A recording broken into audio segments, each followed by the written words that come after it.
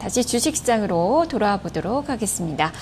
현재 지수는 1973선 정도 움직임이 나타나고 있습니다. 현재 삼성전자가 이끌어주는 그 장의 모습이 나타나고 있고요. 네이버의 흐름도 좋고 LG전자도 여전히 선전하는 그 모습입니다. 반면에 떨어졌던 그 종목은 그 일진디스플레이 지금 낙폭 키우면서 8% 넘는 또 급락이 나오고 있다는 좀 특징으로 봐야 될 것 같은데요. 자, 허 의원님, 현재 종목별 좀 특징을 좀 잡아주세요.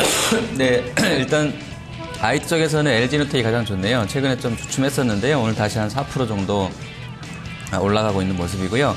그 금하고 은이 같이 올라서 나왔는데요. 고려아연이 오늘 3% 정도 다시 상승하려는 그런 흐름, 현재 2.9% 정도 올라 있습니다. 그리고 원화 다시 또 강세로 가고 있는데요. 롯데쇼핑, 현대백화점, 신세계 이런 쪽들 플러스권 유지가 되고 있고, LG생건이 단기에 낙폭이 아주 컸던 상황인데 오늘 한 1% 정도 오릅니다. 그리고 오늘 오전 9시 반이니까 4분 뒤에 지금 금융위에서 우리금융 민영화 추진 관련한 브리핑이 있을 예정이라고 나오는데 우리금융 관련해서 좀 보시면 좋을 것 같고요. 지금 예보가 거의 한 60% 들고 있는데 요거 얘기 또 나올 것 같습니다. 그리고 관련해서 뭐 은행주들 대형사 위주로 같이 우리금융이랑 좀 움직임이 있는지도 체크가 좀 필요하겠습니다. 네, 금융권을 좀 보죠. 뭐 우리금융 어쨌든 매각 방안이 최종 이제 확정돼서 발표가 될 텐데, 자, 김경영 의원님은 어떻게 생각하세요? 네, 금융주 같은 경우는 뭐 우리금융이 지금 자회사를 다 떨어내고 이제 실질적으로 본사만 남게 되는데 지금 은행 업종 전반적으로 저도 2014년 하반기까지 굉장히 좀 좋게 봤었는데 지금 순이자 마진만 보면 굉장히 좀 안 올라오는 모습들이 좀 실망으로 좀 이어지고 있다. 좀 이렇게 보셔야 될 것 같습니다. 지금 뭐 그대로 하방 지지력을 좀 나타내고 있는 신한지주나 뭐 KB금융 같은 경우 굉장히 좀 많이 빠지는 거 보면 그만큼 이자 폭이 스프레드가 안 벌어지고 있다. 좀 이렇게 보셔야 되겠고 지금 뭐 우리 금융만 보면 지금 산업은행에서 지금 이쪽 부분을 전반적으로 좀 양호하게 매각을 하고 향후에 자회사도 다 떨어내고 본사만 남게 되는데 이 본사에 대한 민영화가 긍정적으로 좀 마무리가 된다면 오히려 이슈 해소 측면에서 좀 긍정적일 수 있다. 좀 이렇게 볼 수 있는 업체지만 지금 은행은 전반적으로 보면 업황이 생각보다 안 올라오고 있다. 지금 내수가 워낙 부진해서 그런지는 좀 모르겠지만 이자 마진의 스프레드가 전혀 벌어지고 있지 않는 현상이 좀 나오고 있다. 좀 이렇게 본다면 은행 업종 자체도 어느 정도는 이 보수적인 스탠스로 좀 접근을 해야 되는 것이 아닌가 좀 이렇게 말씀을 드리고 싶습니다. 네, 보수적으로 접근하죠. 점수를 많이 주시지는 않네요. 자, GS건설도 좀 보겠습니다. 자, 허 의원님, 오늘 닷새 만에 GS건설이 반등하는 모습이 아주 강하게 나타나고 있는데 외국인 투자가들도 좀 사고 있고요. 연속성 좀 기대해 볼 수 있겠습니까?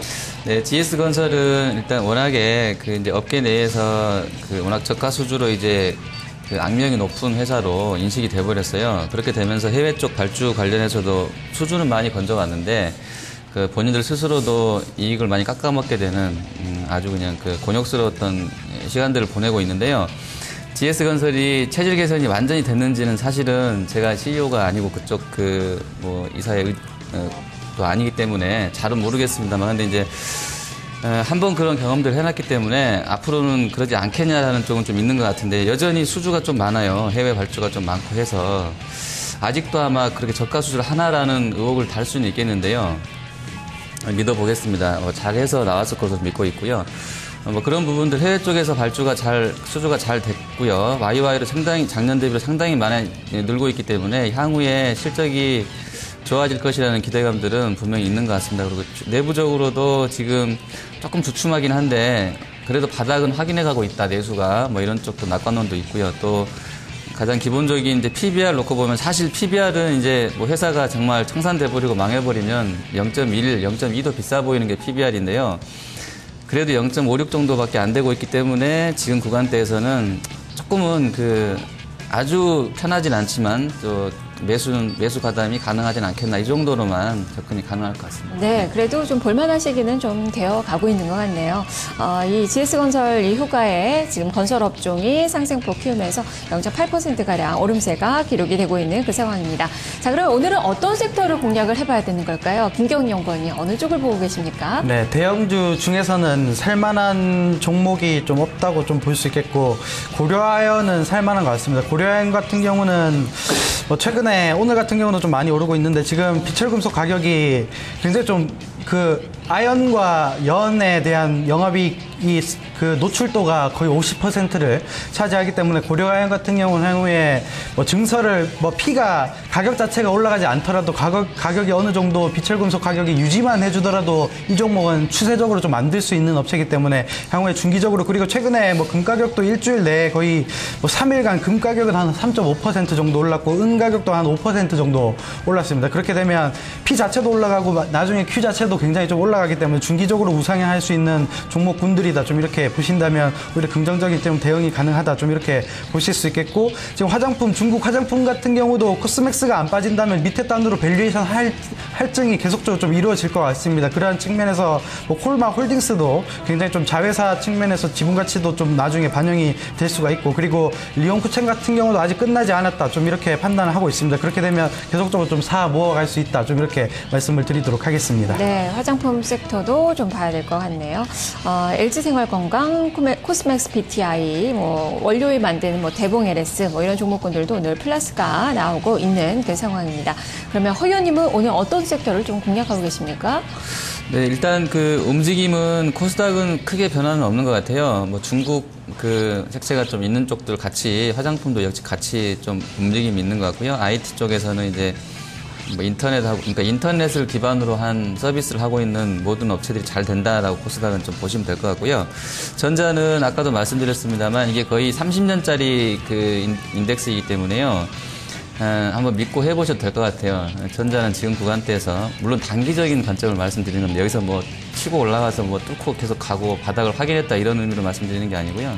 이격도가 좀 의미 있게 내려와 있기 때문에 접근 가능하다라는 말씀을 드리는 거고, 전자가 저렇게 움직이면 얼마든지 뭐 한 2, 3일 내로 지수가 다시 2000선 가고 뭐 이런 급등락은 계속 있을 것 같습니다. 그리고 코스닥의 동아기업이라는 회사, 아직도 이제 3천억 중반대 시총이 나오고 있는데요. 사실 호가 보시면 뭐 2만 원짜리가 10주, 20주 막 이렇게 얇게 들어와서 매매가 좀 힘들 수는 있을 것 같은데요. 이런 호가보다는 지금 뭐 시총이 지금 한 자본 총계로 한 4천억, 5천억 되는 회사이기 때문에요. 많이 비싸 보이진 않는 것 같습니다. 실적 잘 나오고 있고요. 그래서 이런 쪽들은 뭐 차트가 뭐 일자로 서 있어서 좀 겁도 나긴 하는데요. 사실 기술적으로는 의미 있게 펀더멘탈이 아직은 그 저평가 상황에 머물러 있기 때문에요. 동아기업 같은 종목군들은 접근이 좀 가능할 것 같습니다. 네, 지금까지 하준식 해설위원이 얘기했던 그 종목군 중에서 가장 좀 공격적으로 나오고 있는 그 종목이 아닐까 싶습니다. 연일 오르고 있어요. 지금 연세 연속에 오름세가 오늘도 강하게 나타나고 있는 기업인데요. 한번 눌림목시 한번 관심을 좀 가져보시면 좋을 것 같습니다. 자, 이렇게 종목들 살펴봤고요. 오늘장 포인트 다시 한번 정리를 해보도록 하죠. 자, 김경원 연구원님, 이 단기 외국인의 매도 안정화가 필요하다라고 좀 이야기를 해주셨는데 시각 그대로 유지를 하고 계십니까? 네, 우선은 삼성전자를 좀 받치는 거 보면 1950선 밑으로는 좀 안 내려가겠다, 좀 이렇게 보셔야 되겠고, 오히려 중기적으로 바닥을 다지는 이 과정들이 이번 주는 좀 중기적으로 좀 이어질 수 있다, 좀 이렇게 보셔야 되고, 지금 선물 포지션 보면 이 외국인이 일부 좀 받쳐주는 모양새가 지금 그 지난주 금요일장에 워낙 많이 매도를 좀 때려놨기 때문에 이런 부분들을 좀 안정화시키는 시간이 좀 필요하다, 좀 이렇게 보셔야 되고, 그동안은 계속적으로 좀 개별주 매매, 특히 중국 내수 섹터에 대한 개별주 매매가 굉장히 좀 가능한 구간대이기 때문에 시세를 오히려 먹으려면 이 대형주의 저점을 좀 기다리기보다는 개별주 플레이를 계속적으로 좀 이어가면서 수익률을 좀 쌓아가야 된다, 좀 이렇게 보셔야 되겠고, 외국인 매도 물량도 또 오늘 아침장이긴 하지만 좀 감소하고 있고, 기관 쪽에서도 어느 정도는 매수로 좀 전환한 측면이 있기 때문에 뭐 개인 쪽에서 물량만 좀 계속적으로 좀 내준다면 기관과 외국인의 선물 포지션은 둘 다 상방으로 갈 수 있다, 좀 이렇게 볼 수 있기 때문에 긍정적으로 좀 대응을 할 수 있다, 좀 이렇게 보실 수 있겠습니다. 네, 긍정적으로 대응을 해보자. 그렇다면 허 의원님은 이 10시 45분에 발표되는 이 중국의 제조업 지표, 여기에 포커스를 맞추셨는데 좀 모멘텀이 좀 될 수 있을까요? 네, 모멘텀이요? 네. 네, 일단 예상치는 이제 49.4에서 49.7로 나오고 있는데요. 저희가 저번에 제가요, 방송하면서 그 세부 항목들에 보면 그 선행성을 띠고 있는 쪽들이 밴드 50을 넘었기 때문에 다음 달 6월 달 지표는 무조건 저는 50 넘어간다 이렇게 좀 예상했던 측인데요. 네, 일단 컨센서스는 49.7로 나옵니다. 제가 물론 틀렸을 수도 있는데 조금은 낙관적으로 개인적으로 보고 있고요. 그래서 중국 관련 섹터군들의 움직임이 한 10시 45분 전후로는 좀 좋게 나오지 않을까 개인적으로 조금 기대를 해봅니다. 그리고 화학준에서 화장품주는 정말 죄송스럽지만 제가 아주 예측을 잘못했는데요. 일단은 저는 PBR이 너무 높기 때문에 도저히 살 수 없다 해서 이제 안 된다고 봤었는데 일단 시장에서는 뭐 아무래도 상한가 들어갔던 상황이고요. 한국콜마라든지 뭐 홀딩스, 코스맥스 또 원료 쪽인 뭐 ACT 이런 쪽도 계속 가고 있기 때문에 일단은 뭐 편승하셔서 매매해도 나쁘지 않다 이렇게 좀 보고 있는데요. 저는 그래도 개인적으로는 조금 비싸지 않나 이렇게 좀 봅니다. 그리고 섹터는 역시 코스닥은 아직도 인터넷 기반의 인터넷 비즈니스 쪽이 다 좋은 것 같고요. 아직까지도요. 그리고 이제 워낙에 경기가 좀 그렇게 다 가고 있으니까요. 그리고 거래소에서는 화학하고 철강은 다들 안 된다고 하는 이유가 이제 실적이 안 된다라는 쪽이죠, 논리가. 그래서 근데 이제 중국이 잘 된다고 하는 쪽에 시그널만 나온다 그러면 워낙에 주가가 많이 억눌려 있었기 때문에 언제든지 치고 올라갈 수 있는 그런 대부분의 구간대에서 만들어지고 있는 것 같아요. 시세 흐름이. 그래서 좀 잘 보셔야 될 것 같습니다. 네, 볼만한 그 부분들을 많이 좀 지적을 해줬는데요. 그중에서도 중국의 키워드를 가진 그 종목군들 좀 체크가 필요한 하루라고 할 수 있겠습니다. 지수는 1973선 정도에서 움직이고 있고요. 삼성전자가 오늘 1.5% 이상 반등세가 유지가 되면서 지수를 좀 고정시키고 있는 그 구간입니다. 장초반 출발 동향 살펴봤습니다. 탑팀 진계석이었습니다. 두 분 말씀 잘 들었습니다. 네, 감사합니다.